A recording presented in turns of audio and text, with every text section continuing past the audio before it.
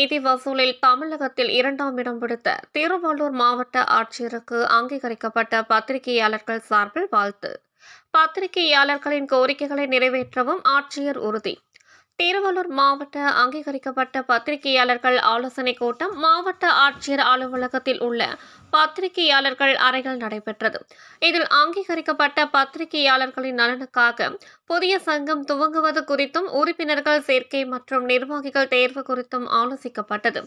மேலும் பத்திரிகையாளர்கள் நலனுக்காக மாவட்ட நிர்வாகம் மற்றும் அரசிடம் பெற வேண்டிய சலுகைகளை கேட்டு பெறவும் நடவடிக்கை எடுப்பது என தீர்மானிக்கப்பட்டது.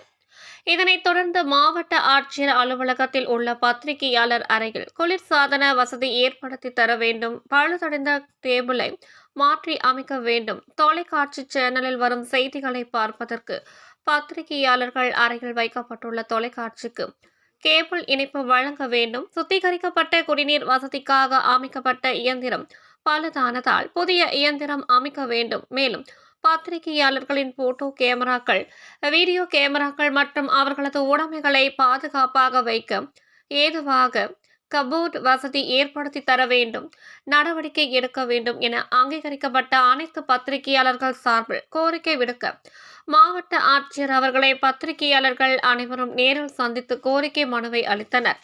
முன்னதாக கொடிநாள் வசூலில் திருவள்ளூர் மாவட்டத்தில் அதிக அளவில் வசூல் செய்து தமிழகத்திலேயே 2ஆம் இடம் பிடித்த ஆட்சியருக்கு தமிழக அரசு கோப்பை வழங்கி பாராட்டியதற்கு பத்திரிகையாளர்கள் தங்கள் வாழ்த்துக்களை தெரிவித்துக் கொண்டனர். அப்போது அனைத்து பத்திரிகையாளர்கள் சார்பில் விடுக்கப்பட்ட கோரிக்கைகள் அனைத்தையும் நிறைவேற்ற நடவடிக்கை எடுக்கப்படும் என ஆட்சியர் தா. பிரபுசங்கர் உறுதியளித்ததால் பத்திரிகையாளர்கள் தங்களது நெஞ்சார்ந்த நன்றியினை தெரிவித்துக் கொண்டனர்.